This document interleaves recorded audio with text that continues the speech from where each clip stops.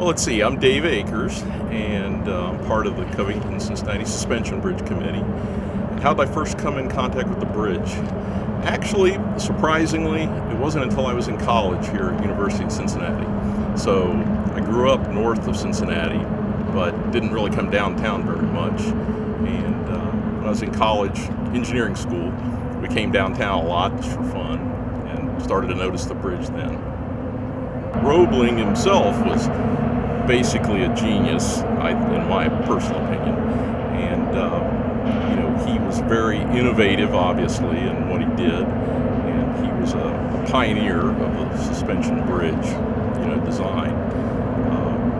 I like to tell people when we take them on tours that this was kind of the Apollo moonshot of its day. It really was the kind of the high-tech, example of engineering, of that day. Well, there's a couple things. Roebling overbuilt a lot of his, designs, which was, understandable because he was trying to prove the suspension bridge, the basic, it was a new technology at the time. So, he didn't want to have failures. I mean, his competitor, Charles Elliott, had a failure, on a bridge over the Ohio River where the winds blew it down. So, he was, of course, going to build margin in to, make it durable, last long-slowly. And that was part of what Roebling did, is if you look at a lot of his designs, they weren't just plain Jane. He tried to make, a statement, architecturally, with all the work that he did. So, the Brooklyn Bridge, for example, you take a look at the Gothic, arches there. So, yeah, I mean, again, that's Roebling's personality coming out, I think. He wanted his works to be, works of architecture as well as engineering. Well, back when it was built, the Civil War, right, was, we talk about the bridge being kind of a connection between the North and the South, and it truly is. And, again, it's a very unique piece, so I think people kind of rally around that. It's a unique, public work. So I think that's why it became kind of one of the main centerpieces of the city.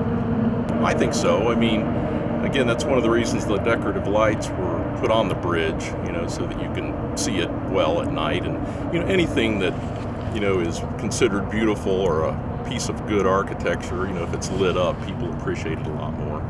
And the fact that it's on the river, where you get the reflection in the water and that kind of thing. So, it's just tends to make it stand out more. So good. And people really do enjoy it. It's probably one of the most photographed things in our area is this bridge. So, and you mentioned artists, people like to paint it as well, but, the photographs are pretty amazing. I always was amazed at the pictures that showed Riverfront Stadium, right? The water, all you can see is the round stadium. It looks like a round raft, in the middle of the river. And, yeah, I mean, again, I always, was amazed at, how well the Roebling Bridge, how it sits up high enough, that you don't have to, worry. Typically, we talk about the 37 flood, so the 97 flood, wasn't as bad as the 37 flood, but it's still pretty amazing, that it's really well above the water, even at the high points. I'm sure they were glad that it was there. They obviously had to pay a toll, but, it's, that's the thing about bridges, right, is they provide and support the commerce, so everybody benefits, right? I don't think so. I mean, I think a lot of us that are engineers really appreciate the bridge, and, we see what Roebling did, and, what a great mind he had. But the interesting thing about him is, even though he was a great engineer, he also had this artistic, aspect, which we talked about a little bit. And then, he's also, if you read much about Roebling, he was quite a businessman too. So he was kind of the total package. He knew he could deal with the politics, the business, the engineering. He could deal with it all. But he was, of course, an excellent engineer, or his bridge still wouldn't be standing here. My name is Mark Dunkelman. I am a director on the Covington Cincinnati Suspension Bridge Committee. I've lived in Cincinnati all my life, at least the third generation in my family to live here, and came across this bridge as a young child. Yeah, we drove across it, and I remember referring to it, as a lot of people do, as the Singing Bridge. My grandmother probably was in the car at the time. Oh, absolutely, it's the centerpiece of town. It's photographed and presented as a symbol of this city, and has for as long as I can remember.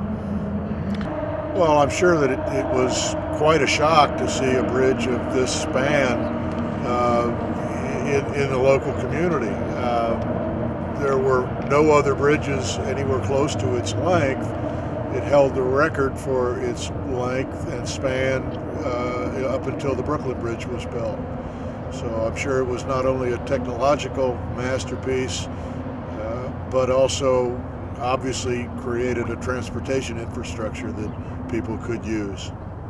Yeah, I believe it is used quite a bit for transportation. It's also used quite a bit for recreation. Every time I'm down here, I'm amazed at the foot traffic that goes across this bridge. There's always people walking and jogging across this bridge. Quite a bit. As I've been a participant in the committee, we've given a lot of tours during Roebling Fest and other occasions, and I'm always fascinated by the fact that people can tell us stories about their first experience and their family's first experience with the bridge that really ring home just how important it is to the community. I think that's a really good point. A lot of people, when they see this for the first time, have an instant recognition of Cincinnati and are surprised at the condition and the accessibility of the bridge.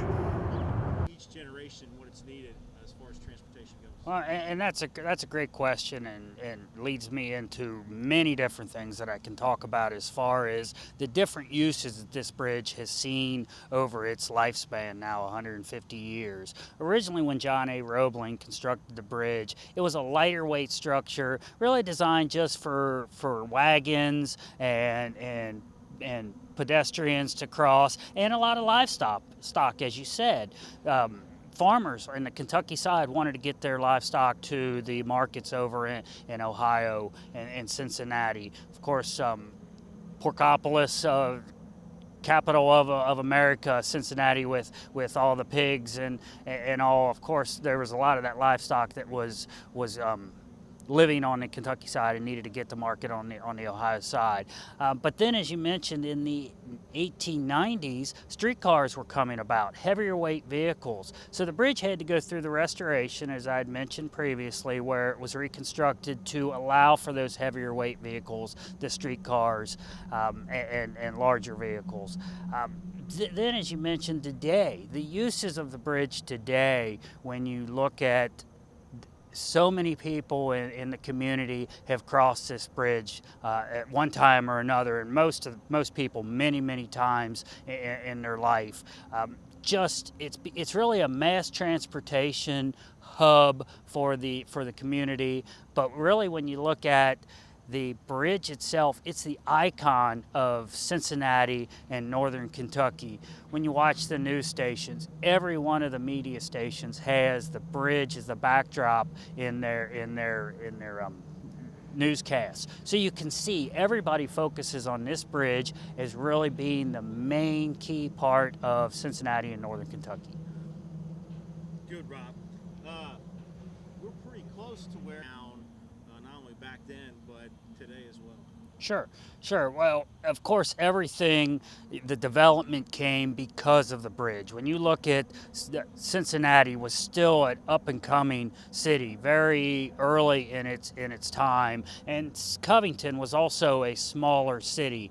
But the construction of this bridge allowed for the residents of both areas then to get back and forth between the two cities and across the river so much easier than before, when they had to use either a flatboat or a steamboat to get back and forth. So it allowed for that commerce and that transportation aspect for the local residents so much easier to get back and forth. And really it allowed the city to grow and become what it is, this whole northern Kentucky, Cincinnati area, to allow it to become what it is today. Good, Rob. I know it's not your area of expertise, but it's now considered anyone who wants to come down and enjoy the bridge right in the middle of town. Sure. Well, John Roebling was an engineer from Germany originally. That was where he had come from, where he actually learned the engineering aspects before he came to the United States. But his technique, he always looked at the architecture in his bridge designs and his structure designs and used a Gothic style of architecture, which you can see today with the stone towers. And really the most important aspect that shows that type of architecture are the two saddle houses that sit on tops of each of the towers. Now, the amazing component of that is that the towers that we see today, the saddle houses on tops of the towers, look exactly like they did when John Roebling built the bridge back in 1867. But in the 1890s, when the bridge went through a major reconstruction, those saddle houses were removed to allow for that second set of suspension cables that were added to the bridge. So the saddle houses were taken off, and then there was dome structures that were constructed. In the 1990s, when the state of Kentucky did a major restoration of the bridge, we felt that it was very important to restore the bridge back to its original look and its original aspect of what it was in the 1860s and 1870s. So the saddle houses were reconstructed using the original plans from John Roebling. So everything is exactly to scale, and the tops of the towers and the gold cross balls and finials on tops of the towers, that's all original dimensions and original look. So it puts back exactly what John A. Roebling designed the bridge to look like. And it is a piece of architecture that the locals love to photograph, love to come down and visit. It's just a beautiful, beautiful structure. Good, Rob. The other opposite end of the spectrum were all the ferry companies and the ferry owners and the ferry captains. That's the way they made their livelihood. So they did not want a bridge. They did not want progress, as we call it. So it met with resistance for a while, but eventually construction started. They had to raise a lot of funds for the company to get the bridge going. And unfortunately for our country, this was also the time of great stress. Because this was the time of leading up to the Civil War, and the Civil War was basically right in the middle of the construction of this bridge. And so twofold, the construction stopped in the mid-1800s because of funds. A lot of funds were being diverted to take care of the armies. And in preparation and into the Civil War.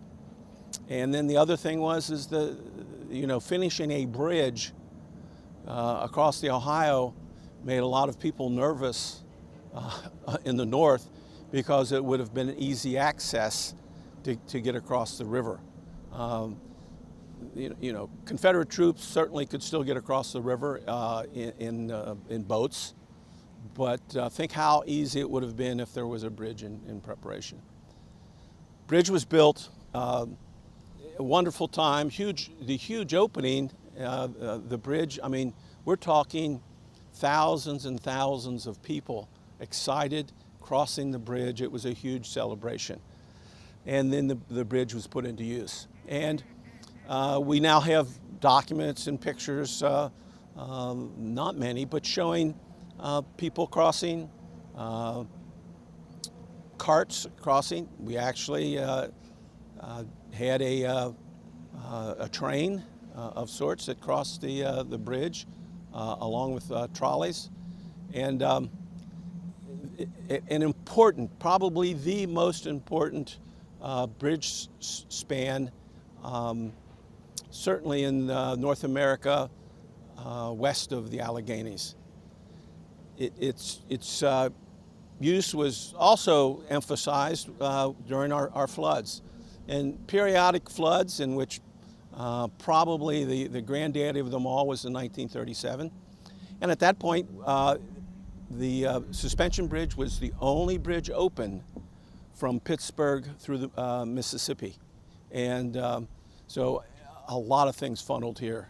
We've got some great shots of how they sandbagged the areas leading to the bridges, but the bridges were in use. Historically, as transportation changed, the use of this bridge changed.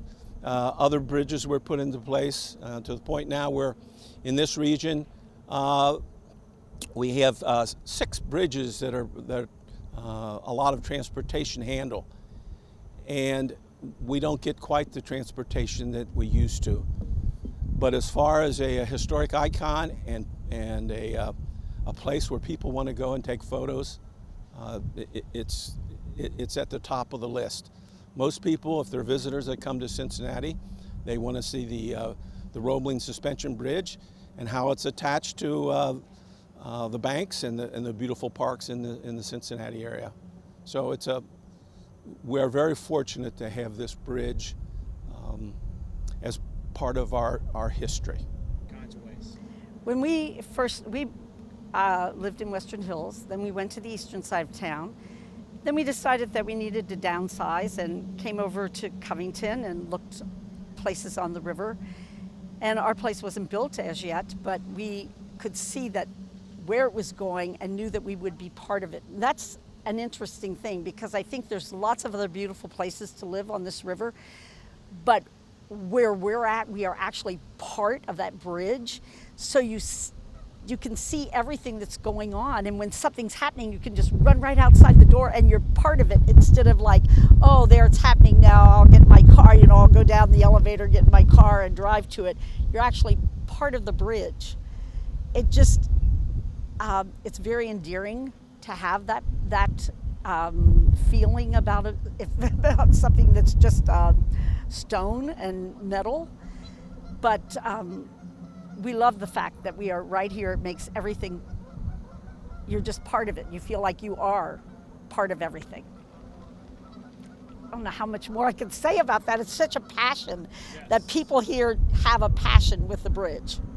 It is our Blue Bridge, and when the lights were going to go out and someone came to us and said, this is how it's going to look. And so they took a few minutes to shut the bridge lights down and said, this is what it'll look like if we don't raise enough money to put lights back on the bridge. And everybody was like, just aghast, because you couldn't believe that it would be so dark.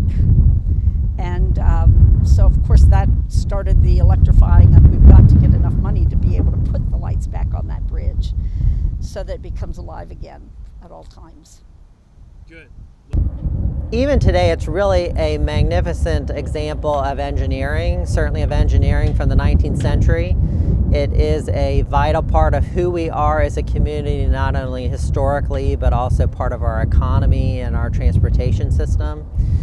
It is something that all of us take great pride in as Greater Cincinnatians, and something that really we are very strongly attached to as individuals. And its 150th anniversary, I think, is an important time to look back at what this bridge really has meant for the community, its historic aspects, but also the 150th anniversary really gives us an opportunity to remember how important this bridge is to us. Whether you're an historian, whether you're someone who's interested in transportation, whether you're someone who just enjoys the history of Northern Kentucky and enjoys walking the bridge or watching the bridge, this is a time for us to reflect on the importance of the structure, to give thanks to the people like John Roebling, who designed it, Amos Schinkel, and all of the people who helped finance it, and all the people over the years who have helped maintain the structure and to make it a vital part of our built environment. And so the anniversary really is an important time for us to take stock in our history as a region, but also to remember how important this bridge is to us and how important it is to the community as a symbol not only of our past, but where we're going as a future.